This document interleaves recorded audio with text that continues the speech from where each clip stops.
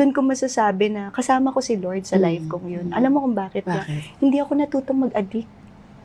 Hindi ako natutong maging lasinggera. Ang dami kong hindi natutunan doon. Magulo dahil akala ko parang nanloloko ka ng tao. Nanloloko ka ng tao for the sake na magkakapera ka.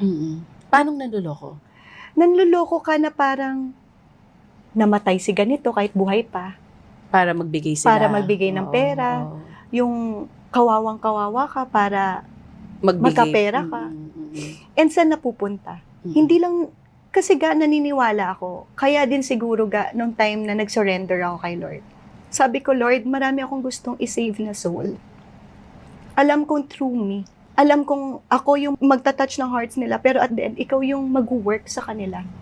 Kasi yung iba dun hindi gusto yung ginagawa nila.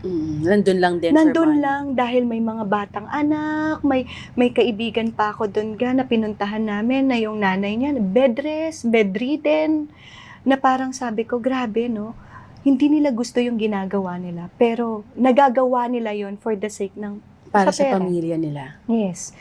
Kaya gusto ko rin sabihin na yung iba din, hindi man pare-pareho yung intensyon kung bakit sila nandun.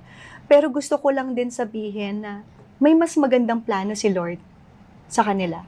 I think isa ako sa naging instrumento ni Lord. Kaya siguro niya pina-experience sa akin yung life na to para maging testimony sa lahat na hindi madali ang buhay. Hindi natin pwedeng i-shortcut. Yeah.